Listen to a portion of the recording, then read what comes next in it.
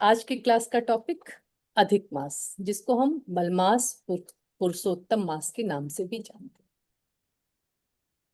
अधिक मास, अधिक महीना, अतिरिक्त महीना, ये अधिक मास क्या है? क्वेश्चन आता है ना दिमाग में कि अधिक मास क्या है। चंद्रमा जब पृथ्वी का चक्कर करता है तो एक चक्र पूरा करने में उसको 354 दिन, 354 डेज लगते हैं, जिसको हम चंद्र वर्ष के नाम से जानते हैं।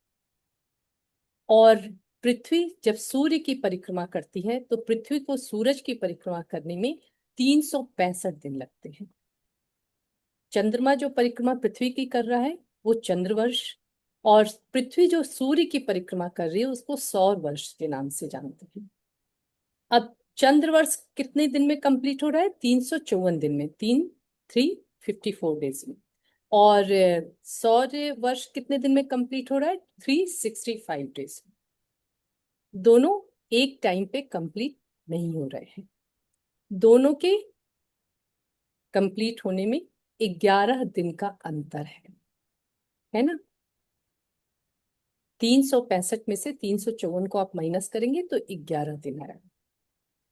अब ये 11 दिन जो बच जा रहा है वो 3 साल में इकट्ठा होते होते कितने दिन हो जाता है? 33 दिन, 33 डेज, लगभग एक महीने के बराबर। ठीक है।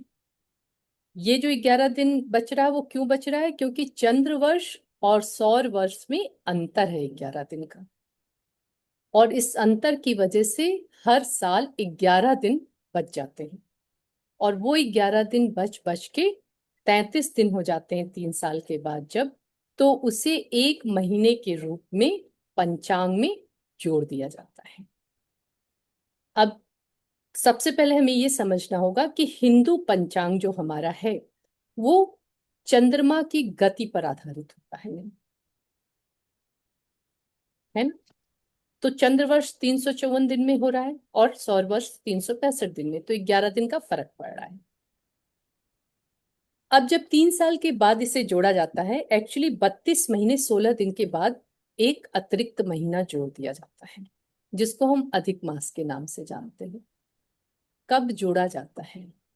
ये जब जोड़ा जाता है उस समय एक अमावस्या से दूसरी अमावस्या के बीच सूर्य किसी और राशि में प्रवेश नहीं कर रहा है, उसी चंद्रमास को अधिक मास के रूप में जोड़ा जाता है। अधिक मास कब जोड़ा जा रहा है? जब दो अमावस्या के बीच में सूर्य जो है किसी और राशि में, नई राशि में प्रवेश नहीं कर रहा है। क्यों अधिक मास बन रहा है? क्योंकि हर साल 11 दिन का अंतर जो सौर वर्ष और चंद्र वर्ष में आ रहा है वो रह जा रहा है। उस 11-11 दिन को लेकर के 32 महीने 16 दिन के बाद एक अतिरिक्त महीना हमारे पंचांग में जोड़ दिया जाता है। अब क्वेश्चन यहाँ ये आता है कि जरूरत क्या है ना, क्यों अधिक मास जोड़ा जा रहा है ना। ये तो मन में आएगा ही ना कि अधिक मास जोड़ा क्यों जा रहा है। तो अधिक मास इसलिए जोड़ा जाता है कि अगर वो अधिक मास नहीं जोड़ा जाएगा तो हमारे त्योहार और ऋतुओं का जो संतुलन है, तालमेल है, वो गड़बड़ हो जाएगा। दिवाली गर्मी में पड़ने लगेगी, होली बरसात में पड़ जाएगी। ये गड़बड़ी ना हो, त्योहार और ऋतुओं का तालमेल और संतुलन बना रहे, इसके लिए हमारे ऋषियों ने पंचांग में 32 महीने 16 दिन के बाद एक अतिरिक्त मास, जिसे हम अधिक मास के नाम से जानते हैं, उसे जोड़ दिया। अब ये अधिक मास जरूरी नहीं है कि वो ज्येष्ठ के महीने में आए, जेठ के महीने में आए, वो कभी भी आ सकता है। अधिक ज्येष्ठ हो सकता है, अधिक श्रावण हो सकता है, अधिक आषाढ़ हो सकता है, कभी भी आ सकता है। ठीक है, हिंदू पंचांग के अनुसार ये एक अतिरिक्त महीना है जो 32 महीने 16 दिन के बाद आता है। अब अगर हम देखें कि हमारे जो हिंदू मंथ हैं, हिंदू मंथ कौन कौन से हैं? हमारे हिंदू महीने? चैत्र, वैशाख, ज्येष्ठ, आषाढ़, सावन, भाद्रपद, आश्विन, कार्तिक, मार्गशीर्ष, पूष, माघ, पौष माघ और फागुन। ये हमारे हिंदू पंचांग के अनुसार हिंदू मंथ।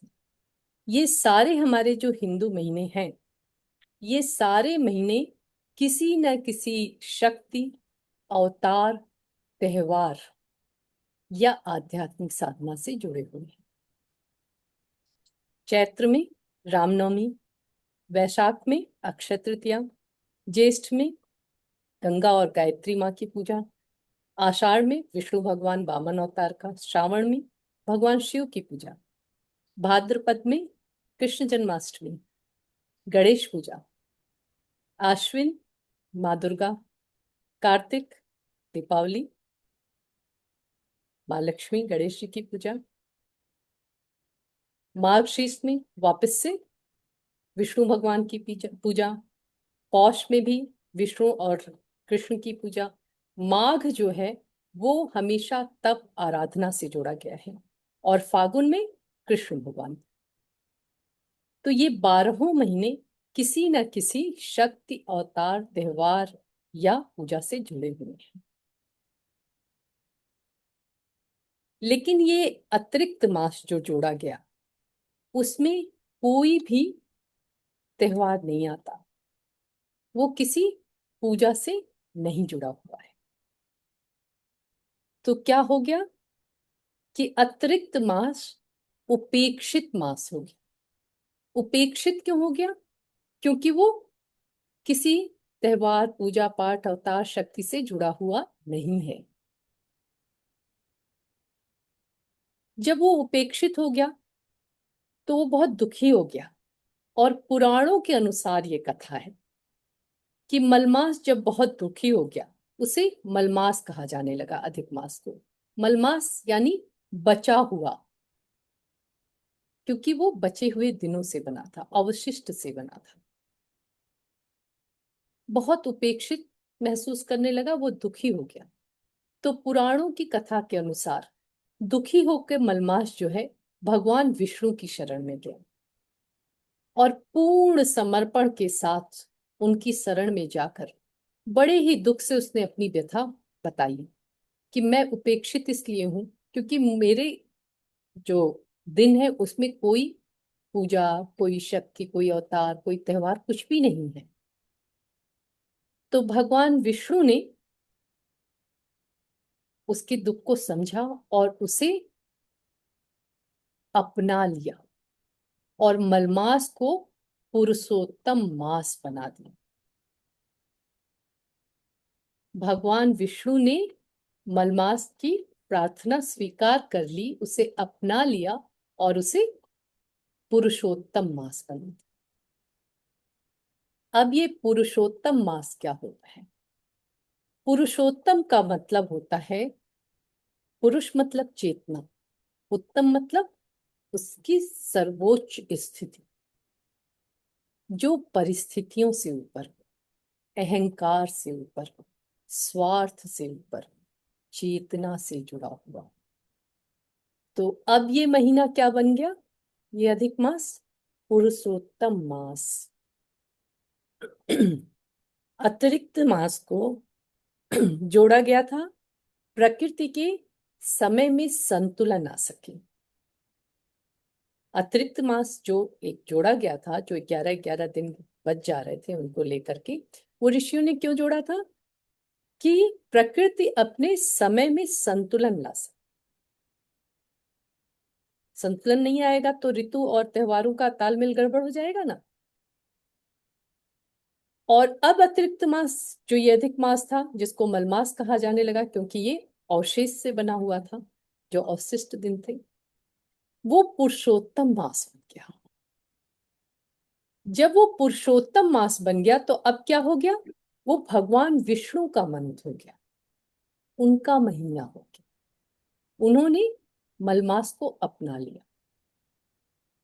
और जब आप गौर करेंगे तो देखेंगे, जैसे मलमास का ये दुख था कि उसके जो दिन है उनमें कोई भी शुभ आयोजन नहीं हो रहा है, कोई भी त्योहार नहीं है, कुछ भी नहीं है।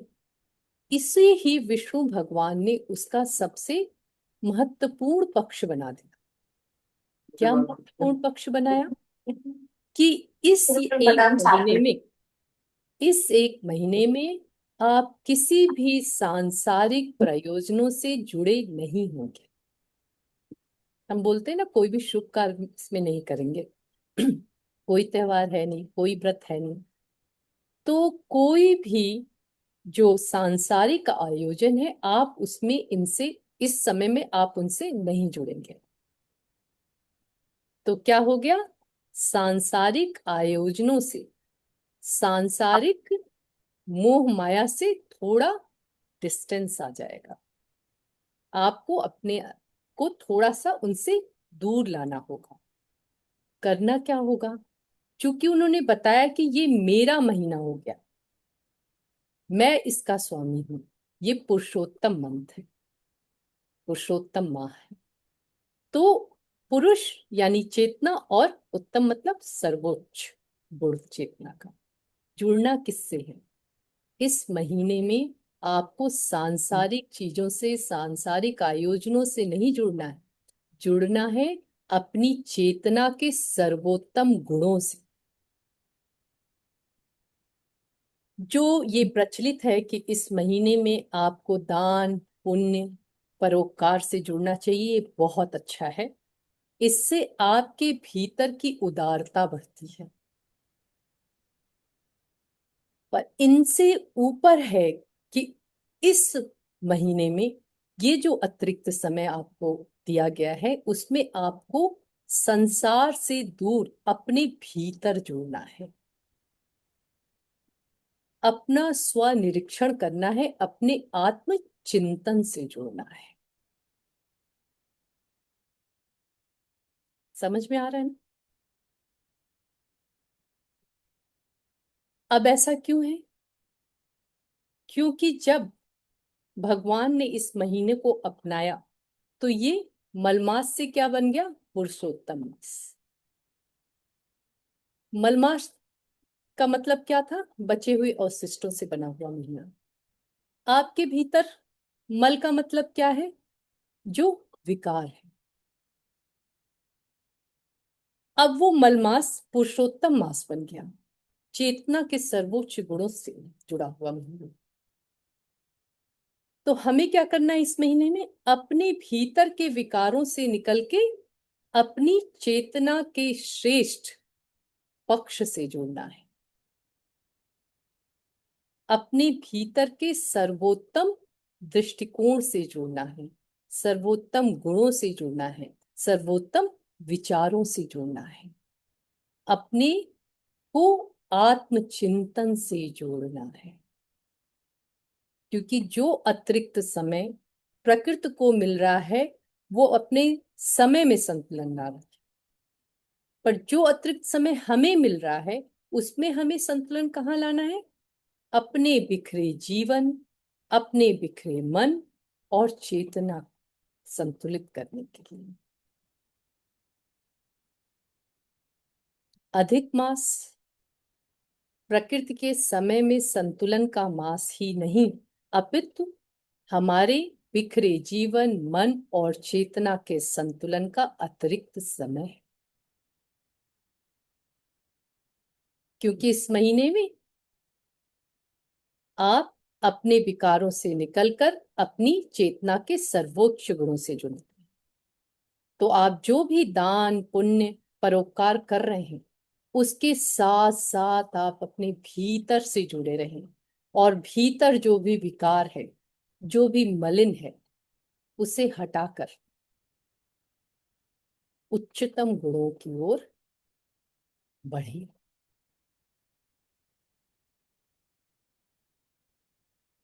ये अधिक मास है। ठीक है।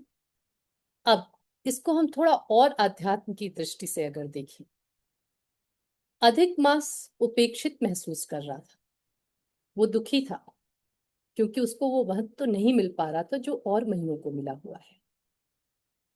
और वो दुखी होकर पूर्ण समर्पण उसने कहा क्या, भगवान के आगे, और भगवान ने उसे अपना लिया। ऐसे ही अगर कभी भी हमें अपने जीवन में लगे कि हम दुखी हैं, बहुत परेशान हैं, लोग हमें वो महत्व नहीं दे पा रहे हैं, तो आपको परेशान होने की जरूरत नहीं है। आपको सिर्फ पूरे मन से, पूरे आर्त भाव से, पूरे हृदय से ईश्वर की शरण में जाना है, उन्हें याद करना है, और वो आपको जरूर अपनाएंगे, जैसे उन्होंने मलमास को अपना के इतना महत्वपूर्ण पुरुषोत्तम मास बना दिया। तो कभी भी हार मत मानिए। आपके जीवन में जैसी भी विषम परिस्थितियां आई, हार नहीं मानना है, भरोसा रखना है अपने ईश्वर पे, कि अगर वो मलमास को पुरुषोत्तम मास बना सकते हैं, तो वो आपको भी अपना करके वो महत्वपूर्ण स्थान दे सकते हैं जिसकी आपने शायद कल्पना भी ना की हो। दूसरा आध्यात्मिक दृष्टिकोण जो मुझे लगता है अधिक मास से जुड़ा हुआ है, वो ये है कि चंद्र मन का प्रतीक है, और सूर्य हमारी चेतना का प्रतीक है, आत्मा का प्रतीक है। मन और आत्मा दोनों में संतुलन ही तो बिठाना है सबसे मेन। पर बैठ कहाँ पाता है मन, कभी आगे कभी पीछे भागता है। आप जब अपनी लाइफ को देखेंगे तो आप खुद ही देखेंगे कि आप जो जानते हैं वैसा आप जीते नहीं। आपको पता है कैसे जीना चाहिए, पर वैसा आप जीते नहीं। आपको पूरा ज्ञान है, पर आपका व्यवहार वैसा नहीं बन पाता है। होता है ना। आपकी आवश्यकताएं और आपकी इच्छाओं में तो बहुत ही ज्यादा अंतर है। और ऐसा क्यों है? आवश्यकताएं किस चीज की और इच्छाएं कितनी ज्यादा हैं? ये अंतर क्यों है? ये मन और आत्मा के बीच का अंतर है। और इस अंतर का मुख्य कारण कौन है? वो 11। वो 11 क्या? वो 11 होते हैं हमारी 5 ज्ञानेंद्रियां, हमारी 5 कर्मेंद्रियां और हमारा मन।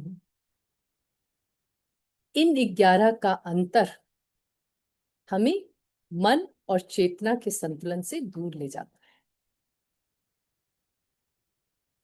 जब हम इन चीजों को समझना शुरू करते हैं, आध्यात्मिक दृष्टिकोण से मैं ये बता रही हूँ कि ये 11 छूटते जा रहे हैं, और जब ये 11 हर साल छूटते जा रहे हैं, तो हमारे जो जीवन में है वो परिवर्तन, वो अंतर जो हमारे ज्ञान और व्यवहार में है, जो हमारी जानकारी और जीने में है, वो बढ़ता जाता है।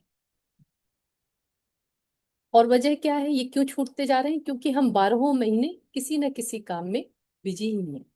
किसी त्योहार में, किसी पूजा में, किसी व्रत में, किसी न किसी आयोजन में बिजी ही हैं। वो बैलेंस गड़बड़ हो जाता है। क्योंकि जब तक 5 ज्ञानेंद्रियां, कर्मेंद्रियां और मन एक सही दिशा में प्रवाहित नहीं होंगे, तब तक आपका जीवन संतुलित नहीं हो सकता। इसीलिए 32 महीने 16 दिन के बाद जो हमारे ऋषि मुनियों ने ये अतिरिक्त मास इसमें जोड़ा है, जिसे भगवान विष्णु ने स्वयं अपना नाम दिया है, उसमें आपको ये जो 11 हैं, जो 11 दिन था ना, वो जो 11 आपके भीतर बताए गए प्रतीक रूप में, 5 कर्मेंद्रियां, ज्ञानेंद्रियां 5 और मन, उन्हें संतुलित करने का अतिरिक्त समय है।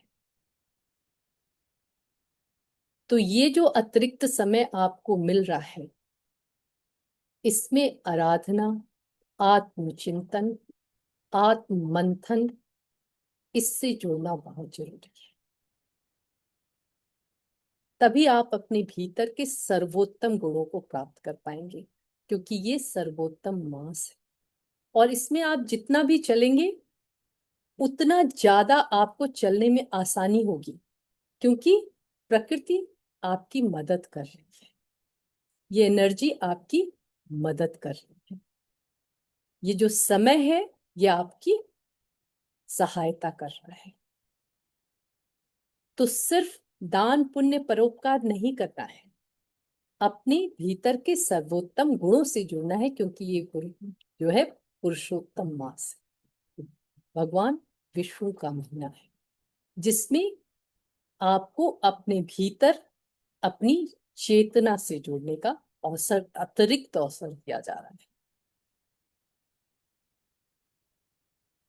तो ये अधिक मास 11 दिन जो बच जा रहे हैं चंद्र वर्ष और सौर्य वर्ष दोनों के बीच के अंतर में,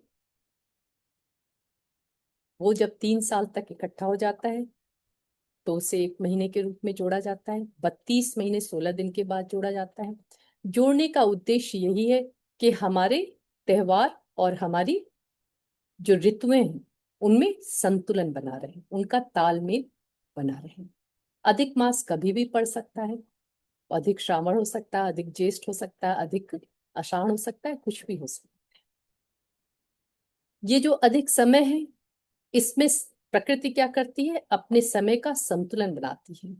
और ये जो अतिरिक्त समय हमें दिया जा रहा है, इसमें हमें क्या करना है, अपने बिखरे जीवन, मन और चेतना का संतुलन बनाना है। इसीलिए हमें मलमास से पुरुषोत्तम मास बनने की जो कहानी है पुराणों में, उसे हमेशा ध्यान रखना है। ये वो महीना है जिसमें हम अपने भीतर की मलिनता से निकल के सर्वोत्तम गुणों की ओर बढ़ सकते हैं, अपनी दिव्यता को प्राप्त कर सकते हैं। जो भी दान पुण्य परोपकार आप इस महीने में कर रहे हैं, आप जरूर करें, लेकिन उसके साथ साथ आप अपने भीतर अपनी चेतना से जरूर जुड़ें, आत्मचिंतन जरूर करें, स्वनिरीक्षण जरूर करें। ठीक है। तो मेरी समझ से, अगर हम अधिक मास में दान पुण्य कर रहे हैं तो हमें समझना चाहिए कि हम ये दान पुण्य क्यों कर रहे हैं। ठीक है। तो मुझे लगता है समझ में आया होगा। मैं इसको यहीं समाप्त कर रही हूँ। धन्यवाद।